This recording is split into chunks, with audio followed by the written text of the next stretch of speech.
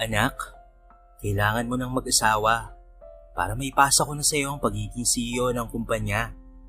Wika ng ama ni Brian na si Ronaldo. Natigilan siya sa kanyang pagkain dahil sa sinabi ng kanyang ama. Napatingin naman siya rito at ibinaba ang kubyertos. Pa, wala pa akong balak na mag-asawa. Nag-i-enjoy pa ako sa buhay binata oh. Saka na lang yan. May tamang panahon naman para dyan eh. Tugon naman niya. Napasulyap ang kanyang ama sa kanyang ina na si Leticia na para bang humihingi ito ng tulong. Alam kasi nito na mas sinusunod ng kanilang anak ang ina kaysa sa kanya. Anak, gusto ng papa mo na magkaroon na ng apo. Siyempre ako rin. Gusto ko na rin magkaroon ng apo. Hindi mo ba yun kayang ibigay sa amin, anak? Pakiusap ng ina ni Brian. Huminga ng malalim ang binata at tinignan ng kanyang ina. Kababaksa ng kaseryosohan ng mga mata nito. Mahina siya pagdating sa kanyang ina. Tinignan niya ulit ang kanyang ama. Okay pa, give me 2 months para makita ang babaeng pakakasalan ko. Sabi niya. Patamis na napangiti ang mag-asawa dahil tagumpay ang mga ito sa plano. Samantala, nag-iisip naman ng paraan ng binata kung papaano siya makakahanap ng babaeng mapapangasawa na handa siyang bigyan ng anak. Kailangan ay may namamagitan na pagmamahal sa kanilang dalawa ng babae. Hindi po pwedeng pakakasalan niya iyon dahil sa alok ng kanyang ama hanggang sa may naisip siyang solusyon sa kanyang problema. At gagawin niya iyon bukas mismo. Para sa kanya ay napakahalaga ng bawat oras. Nasa sahig ng silid ni Brian ang mga bagay na kailangan niya. Gaya na lamang ng magulong wig, butas-butas na kamiseta at marungis na pantalon kasama ang butas na tsinelas na pinasadya niyang butasan. Meron ring uling roon na gagamitin niya sa kanyang mukha para mas kapani-paniwala ang kanyang pagpapanggap. Meron rin siyang gagamitin na peging tigyawat na ilalagay niya sa kanyang mukha. Sana nga lang ay maging matagumpay ang plano niya dahil kung hindi mapapasa kanya ang kumpanya at hindi niya iyon hahayaan na mangyari. Isinuot na niya ang mga iyon. Hindi niya maiwasang mapangiwi dahil sa tungis ng pantalon at kamiseta na suot niya. Pero kailangan niyang gawin ang bagay na iyon. Nang matapos, tinignan niya ang refleksyon sa salamin na hindi siya sa kanyang itsura. Ang CEO na tinitingala at hinahangaan ay magiging pansamantalang pulubi. Lumabas siya ng silid at nagtungo sa labas ng mansyon kung saan ay nadatnan niya ang personal driver ng kanyang ama na minsan ay nagiging driver din niya kapag pagod na siya sa pagtatrabaho. Nanlaki na lamang ang mga mata nito nang siya ay makita. Sino ka? Gulat na sabi nito at akmang kukuha ng pamalo nang siya ay magsalita. Ako ito, Kaloy, si Brian. Kumunot ang noo nito at tinalong siya kung bakit ganoon ang itsura niya. Ipinaliwanag naman niya sa lalaki ang rason niya. Sinabi rin naman niya na huwag nitong sasabihin iyon sa kanyang magulang dahil tiyak na magagalit ang mga ito sa kanya. Ang paalam niya kasi ay magbabakasyon siya at baka sakaling doon niya makilala ang babaeng mapapangasawa niya. Nakaagad naman siyang sinang-ayunan ng kanyang magulang. Kaagad naman siyang inihatid ni Kaloy sa kabilang bayan. Sa gilid ng daan, isinukbit niya ang bag sa kabumaba sa gilid ng kalsada at siniguro na walang gaanong sasakyan na dumaraan noon. Nang makaalis si Kaloy, nagsimula na siyang maglakad-lakad. Nagbaon siya ng kaunting pera para kahit papaano ay may pambili siya ng pagkain kung sakali na maging palpak ang plano niya. Nakarating siya sa palengke at lumapit sa isang babae na nagtitinda ng banana Q. Bigla siyang nakaramdam ng gutom at lumapit siya sa tindera. Miss, pabili nga ng banana Q. Magkano to? Tanong niya. Tinignan siya ng masama ng babae. Sinabihan siya nito na umalis daw dahil malas raw siya sa kanyang tindahan. Wala siyang nagawa kung hindi ang umalis na lamang. Hindi niya akalain na ganoon ang ugali ng mga tindera.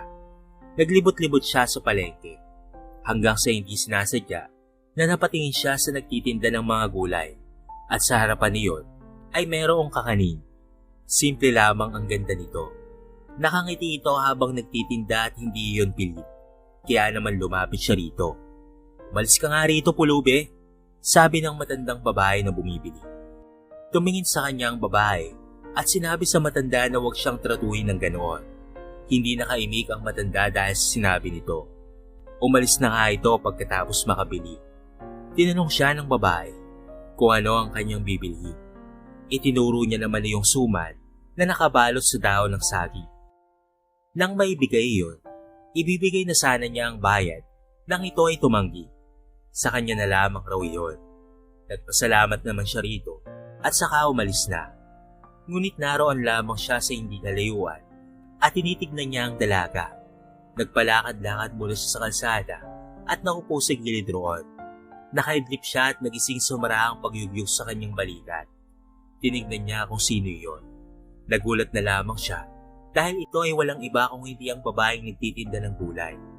Tinanong siya nito kung taga saan siya. Malapit nang lumubog ang araw ng sandaling iyon. Sa malayong lugar ako galing, sagot niya rito. Kung gusto mo doon ka na lamang muna sa amin tumira. Total ay may maliit naman kaming kubo sa tabi ng bahay. Doon ka muna matulog sa amin. Alok nito. Nanlaki na lamang ang kanyang mga mata dahil sa sinabi nito. Sumang-ayon siya dahil mahirap matulog sa kalsada. Siya na nga ang nagtulak ng kariton nito at malapit lang raw ang bahay nito. Lumiko sila sa isang kanto. Huminto sila sa isang sementadong bahay na mayroong kubo sa gilid. Sinabi ng dalaga na yun na raw ang bahay nila. Pumasok naman na sila sa loob. Sinalubong sila ng isang ginang at marahil ito ang ina ng dalaga dahil magkahawig sila. Sino yung kasama mo anak? Tanong nito na tinitignan siya mula ulo hanggang sa paa. Sinabi ng babae na sa kubo mo na siya matutulog. Hindi na nagsalita pa ang ginang. Iginiya siya ng dalaga sa kubo at binigyan ng pamalit. Damit iyon ng ama nito na isang magbubuking. Umuwi lang raw iyon sa kanila sa tuwing Sabado at Linggo. Nagpaalam na ito na magluluto lang ng hapunan at hatira na lamang daw siya. Siya naman ay nagbihis na at hindi na niya tinanggal ang kanyang wig at pinalitan ng ibang kolorete sa mukha na dala niya. Nahiga siya sa papa. Nasaktan ang likod niya sa tigas niyon. May malambot iyon na kumot pero hindi pa rin iyon sapat. Mukhang mahaba-habang pagtitiis ang kailangan kong pagdaanan, aniya sa kanyang sarili at napabuntong hininga na lamang. Pagkapasok nila Hana at ng kanyang ina na si Aling Melba sa bahay, hinarap siya nito at tinanong kung bakit nagdala siya ng pulubi. Ang sagot naman niya ay naawa siya sa lalaki dahil wala itong tutuluyan. Pinagalitan si Hana ng kanyang ina dahil baka masawang tao iyon at sinabihan na bukas ay hiya na ito sa lansangan. Sinabi niya sa kanyang ina na ramdam niya na mabait ito pero bukas ay hahayaan niya na ang pulubi. Labag man iyon sa kanyang kalooban pero kailangan niyang irespeto ang desisyon ng kanyang ina. Matapos makapagluto ng hapunan, dinalhan niya ang lalaki ng makakain. Nadatnan nga niya itong nakiga. Bumangon ito kaagad nang makita siya. Inilagay niya sa mesa ang pagkain nito. Tinignan niya ang lalaki na bagong bihis pa lamang. Kung hindi lang dahil sa mga tigyawat nito, hindi may pagkakailang napakagwapo nito. Sayang ang kagwapuhan ng lalaki dahil sa pagiging pulubi. Saan kaya ang mga kamag-anak niya? Hindi niya maiwasang itanong sa kanyang sarili. Sinabi niya na ngayong gabi lamang ito mananatili sa kanila. Ayos lang, naiintindihan ko. Mahirap nga namang magtiwala basta-basta, pero hindi ako masamang tao, Binibini. Sabi nito sa kanya. Hana ang pangalan ko, sabi naman ng dalaga. Napakaganda ng pangalan, bagay sa maamo mong mukha. Puri niya sa dalaga, na ikinangiti naman ni Hana. Umalis muna siya saka bumalik para kunin ang mga plato. Samantala, nakahiga na si Brian sa kama at ipinikit ang mga mata. Kinabukasan, maagang nagising si Brian at nagbihis. Ang dala niyang damit ang isinuot niya. Siyempre sa ukay-ukay niya iyon nabili. Hindi siya pwedeng magsuot ng mamahalin. Nang matapos na siyang magbihis, ay may kumatok sa kanyang pintuan. Si Hana ang napagbuksan niya. May dala itong tray ng pagkain. Inaya siya nitong kumain. Pinakatitigan niya ang babae. Siguraduhin niya na babalikan niya ito sa palengke. Pagkatapos kumain, iniligpit na nito ang pinagkainan. Lumabas siya ng kubo para lumakhap ng sariwang hangin. Di ba yun yung pulubi na nakita natin sa palengke? Bakit nagpatuloy sila Ate Melba ng ganyang klaseng tao? Baka gawan pa sila ng masama niya na? Sabi ng isang lalaki na dumaan. Hindi na lamang niya yun pinansin. Hindi niya masisisi ang mga ito dahil iyon ang sitwasyon niya ng sandaling iyon. Kung nagpakilala ba siya bilang CEO, ganoon din ba ang magiging tingin sa kanya? Siyempre hindi. Kaya naman tinawag siya ni Hana at nakita itong nagtutulak ng kariton. Lumapit siya at nagpresenta na siya ang magtutulak. Tinanong niya kung saan sila kumukuha ng paninda. Itinuro nito ang likod bahay. May maluwag silang bukuri na natatamnan ng mga gulay. Ang ina nito ang nag-aalaga niyon. Ang dalaga na kasi ang nagpresenta na magtinda dahil ayaw nitong mapagod ang kanyang ina. Mas lalong humanga si Brian sa dalaga. Nang marating nila ang bayan, tinulungan niya ang dalaga na ilagay ang mga gulay sa mahabang mesa nito.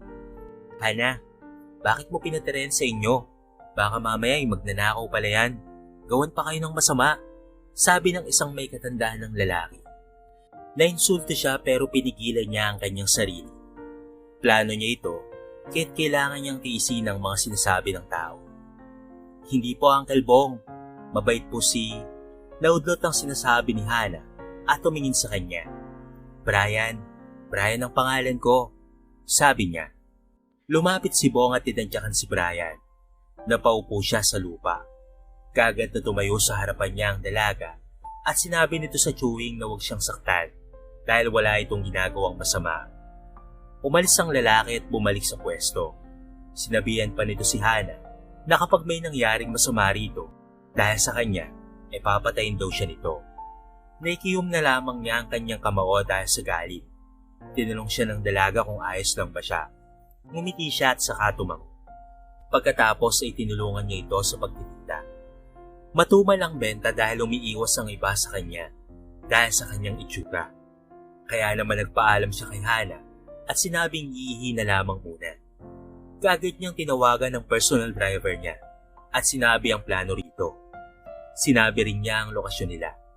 30 minuto ang lumipas ay dumating na nga ito at binili ang mga panindang gulay ng dalaga. Thank you sir, maraming salamat po. Pagpalain kayo ng Diyos.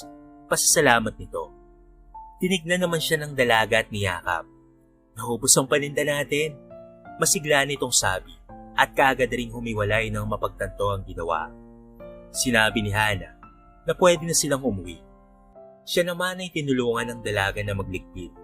Nang matapos ay umalis na nga sila. Nagpresenta siyang ihatid ang dalaga lalo at medyo madilim ang paligid. Tahimik lamang silang dalawa habang sila ay naglalakad pauwi. Nang nasa tapat na sila ng bahay, ay nagpaalam na siya sa dalaga na aalis na. Hindi niya alam kung saan siya tutuloy ng gabing iyon. Akmang maglalakad na sana siya papaalis nang tawagan siya nito. Nilingon niya ito at lumapit ito sa kanya at hinila ang kamay niya papasok sa kanila. Sandali, baka magalit ang nanay mo. Di ba, kailangan ko nang umalis ngayon? Naguguluhan niyang tanong. Huminto si Hana at hinarap siya. Sinabi nito na dumito muna siya. Hindi rin daw siya makakatulog dahil iniisip nito kung saan siya matutulog. Ito na rin daw ang magpapaliwanag sa kanyang ina. Pinapasok siya nito sa kubo at nagtungo sa loob ng bahay. Kinausap ni Hana ang kanyang ina na doon muna manatili si Brian. Walang nagawa ang kanyang ina kung hindi ang pumayag. Kung talagang gagawan sila ng binata ng masama, di sana ay kagabi pa nito ginawa. Samantala sa kubo kung saan nakahiga si Brian sa kama, habang tinitignan ang mga message na dumating sa kanyang cellphone, biglang tumawag ang kanyang ama at sinagot niya naman iyon. Nasaan ka Brian? Ano, nahanap mo na ba ang babaeng gusto mong pakasalan? Siguraduhin mong mayaman yan ha, huwag yung kung sino-sino lang. Sinabi niya na nahanap na daw niya ang babaeng mamahalin niya at natuwa ang kanyang ama sa balita niyang iyon. Huminga ng malalim si Brian. Ngayon lang niya napagtanto na mahal na niya ang dalaga. Nasa dalaga na ang katangian na hinahanap niya. Kung kayamanan lamang ang pag-uusapan, ay talaga namang kaya niyang ibigay rito iyon. Ipaglalaban niya ang pag-ibig niya para kay Hana. Lumipas pa ang ilang mga araw na lagi na silang magkasama ng dalaga sa pagtitinda. Hindi pa rin siya nakaligtas sa mga masasakit na salitang natatanggap niya sa mga tao. Pero naroon palagi si Hana para ipagtanggol siya. Ngayon ang araw na kailangan na niyang bumalik sa mansyon para sabihin sa ama ang ginawa niya upang mahanap ang babaeng mamahalin. "Babalik ka pa ba?" tanong ni Hana habang may lungkot sa boses nito. Lumapit si Brian sa dalaga at hinawakan ang kamay nito. Nangako siyang babalikan niya ito. Nang makalayo si Brian, ay sakto naman na may humintong sasakyan sa harapan niya. Kagad siyang sumakay at tinahak nila ang daan pabalik ng mansyon. Nang makapasok sa mansyon, naroon ang kanyang ama at ina habang nakaupo sa sofa. Mukhang siya ang iniintay ng mga ito at tinitignan siya nito. "Nasaan ang babaeng pakakasalan mo, anak?" tanong ng kanyang ama. Huminga siya ng malalim. "Ipapakilala ko po siya sa lalong madaling panahon pa," sabi niya at akmang pupunta na sa kanyang silid nang magsalita naman ang kanyang ama. Sinabi nito na alam nito ang ginawa niyang pagpapanggap na pulubi para mahanap ang babaeng mamahalin. Iba talaga ang nagagawa ng pera. Pinasundan kasi siya ng kanyang ama, kaya nito nalaman ang plano niya. Nagbayad ito ng tao, malaman lamang ang kanyang pinaggagawa. Nagpaliwanag siya sa kanyang ama na kaya niya lamang iyon nagawa ay para makita ang babaeng dalisay ang puso at mamahalin kung sino siya at hindi lamang kayamanan o dahil sa katayuan sa buhay. Tumayo ang kanyang ama at halatang ito ay galit na galit sa ginawa niya. Naroon naman ang kanyang ina para pakalmahin ito. Sinabi nito na ipagkakasundo siya sa anak na babae ng kasosyo nito. "Hindi niyo pwedeng gawin ito sa akin pa. Buhay ko to. At ako ang mamimili ng babaeng papakasalan ko. Hindi ko siya pakakasalan." Matigas niyang sabi, saka tumalikod na at nagtungo sa kanyang silid. Tinatawag siya ng kanyang ama ngunit hindi niya iyon nilingon. Samantala paalis na si Hana patungo sa palengke nang mapatingin siya sa kubo kung saan sandaling namalagi ang binatang pulubi. Namimiss niya ang lalaking ito. Sa nakalipas na araw, napagtanto niya na may kung anong espesyal siyang nararamdaman rito. Iniisip niya kung nasaan na ito ngayon. Nang makarating sa pwesto, inayos na niya ang mga gulay. Habang nagtitinda, ay may lumapit sa kanya na isang may katandaan ng lalaki. "Yung pulubing tinulungan mo, Jack na naghahanap na yun ng mabibiktima," sabi nito. Hindi nagustuhan ni Hana ang narinig, kaya't nagtungo siya sa harapan at tinignan ng masama ang lalaki. Sinabi niya na wala itong karapatan na sabihan ng ganoon si Brian dahil hindi nito kilala ang lalaki. Huwag itong manghusga nang dahil lamang sa panlabas nitong anyo. Natigilan naman ang lalaki, pero hindi nito akalain na pagsasabihan siya ng ganoon. Natawa na lamang ito at umalis na sa harapan ng dalaga. Sa mga araw na lumipas, umaasa si Hana na makikita niyang muli ang lalaki. Hanggang isang araw, abala siya sa paglilinis sa harapan ng kanyang pwesto nang may biglang marinig siya. "Bumalik siya," sabi ng isang kasama niyang tindera. Lumakas ang tibok ng puso niya nang mahulaan kung sino ang tinutukoy ng mga ito. Lumingon siya at nakita ang lalaking gusto niyang makita. Ito ay walang iba kung hindi si Brian. Kaagad siyang lumapit dito at yumakap. "Kamusta ka na?" tanong nito sa baritonong boses. Ngumiti siya at sinabi na ayos lamang siya. "Hoy, lubayan mo ang pamangkin ko!" sigaw ng chewin niya. Binigyan niya ng masamang tingin ng Chewie. Napailing-iling na lamang ito sa kanya. Napatingin si Brian sa mga naroon at ito na ang araw na sasabihin niya ang tunay niyang pagkatao sa mga ito. Tinignan niya si Hana.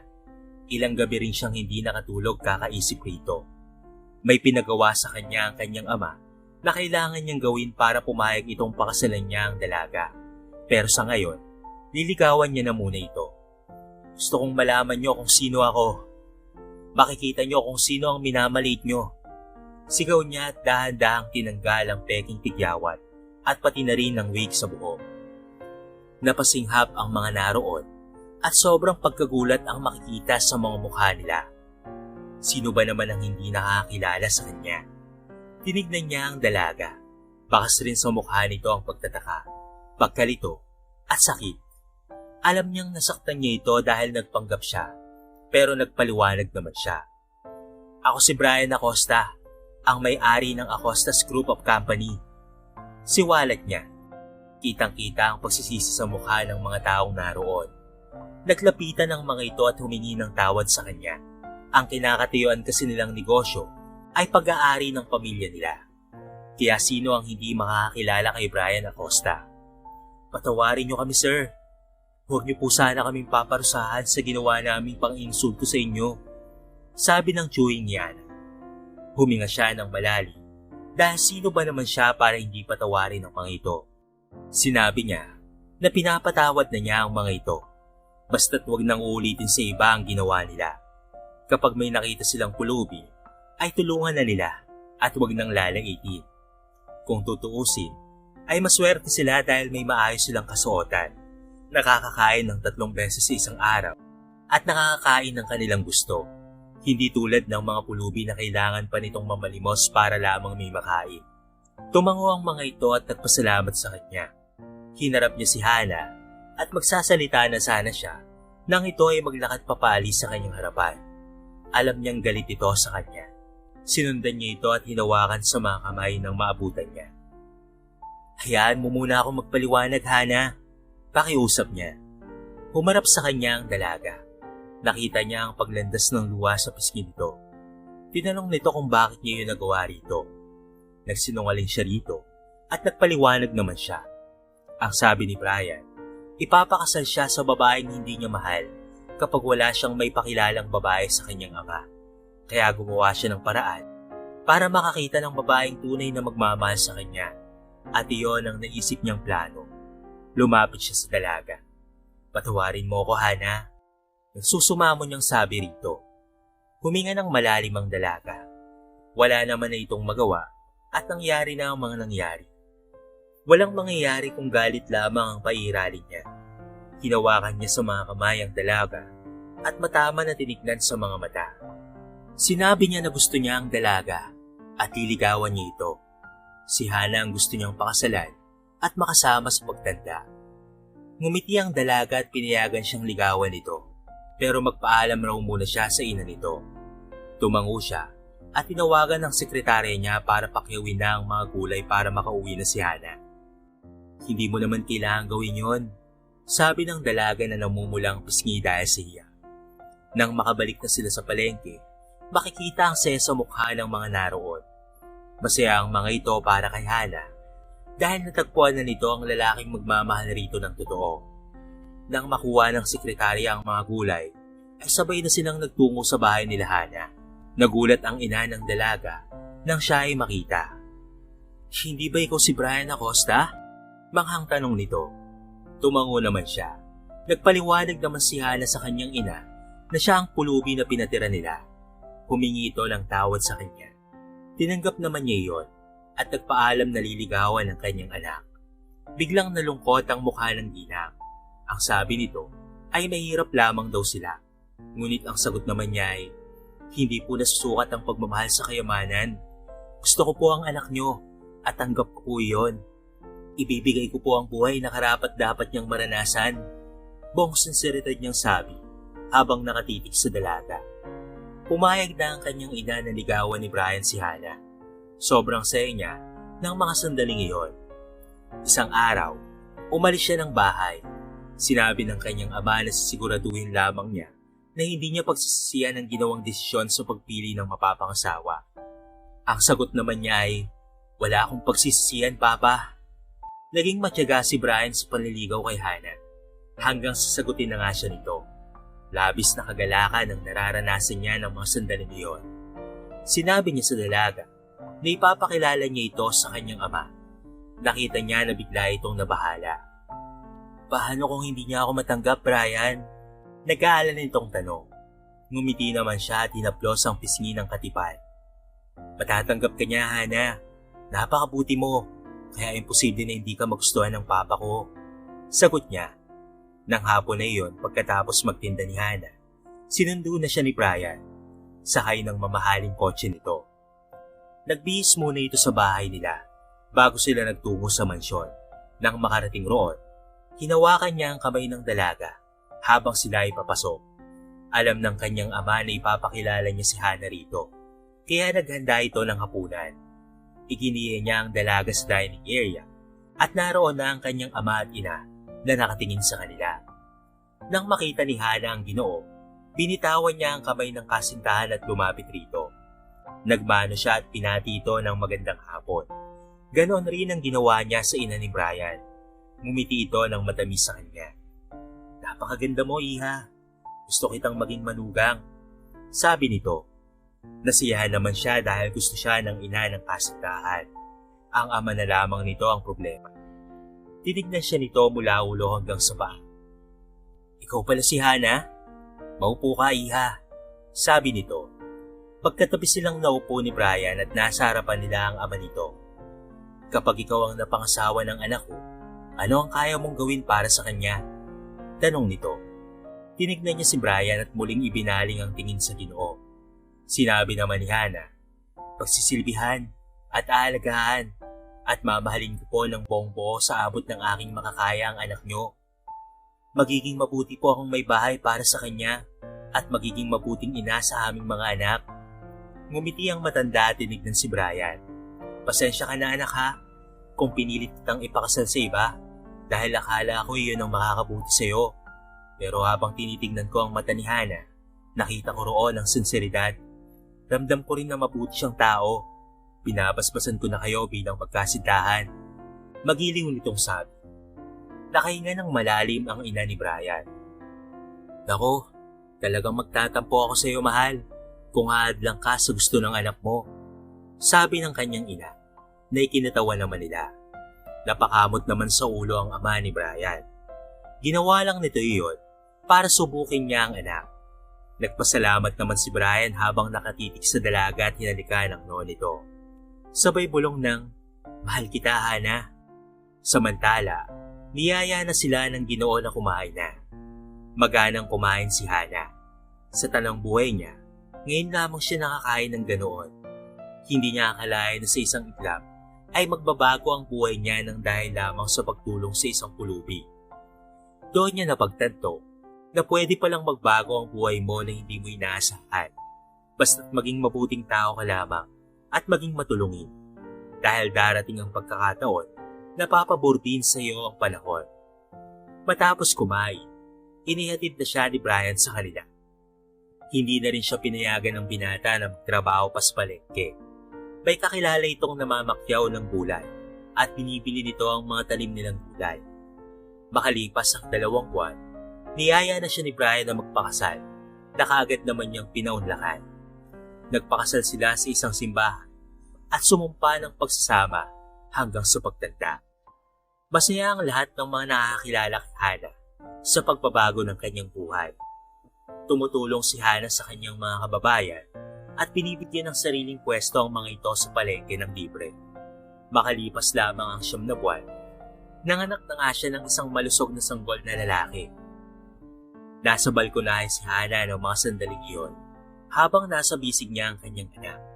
Lagi niyang ipinagpapasalamat sa Diyos ang biyayang ipinagkaloob nito sa kanila. Noon ay pangarap lamang niya ang mabigyan ng magandang buhay ang sarili at pati na rin ang kanyang magulang. Ngunit masigit pa roon ang ibinigay ng nasa itaas. Mabait na biyanan, mapagmahal na asawa, at ngayon naman ay munting prinsipe. Naramdaman niya na pumalibot ang mga braso ni Brian sa kanyang bewang at ang paghalik nito sa tuktok ng kanyang buhok. Humarap siya rito at nagkatitigan sila. "Maraming salamat dahil ako ang pinili mong pakasalan. Salamat at hindi ka naghanap ng ibang kikilalanin bukod sa akin." Puno ng pagsuyo niyang sabi. Hinaplos muna nito ang natutulog na anak bago hinaplos ang kanyang pisngi. "Tadhana ang dahilan, kaya tayo nagkatagpo. Ikaw ang pinili ng nasa itaas na maging gabi ako dahil may mabuti kang puso sa mga nangangailangan ng tulong kahit na kinakapos ka. Deserve mo ang lahat ng nakukuha mo ngayon at ako ang ginawang instrumento ng Diyos para makamit mo yon. Hindi ako maghahanap ng iba dahil nasa iyo na ang lahat. Mahal na mahal kita, Hana. Mahal na mahal kita." Puno ng sinseridad na sabi ni Brian. "Mahal na mahal rin kita, Brian." Tugon naman ng babae. Mula noon, ay nagsama na nga sila ng masaya at buong pamilya. Dito na po nagtatapos ang ating maiksing kwento sa araw na ito. Sana po ay nagustuhan nyo. Kayo kabarangay, anong masasabi nyo sa ating kwento? I-comment nyo naman sa baba ang inyong mga reaksyon at babasahin natin ang lahat ng yan. So paano kabarangay? Hanggang sa muli, thank you so much and peace out.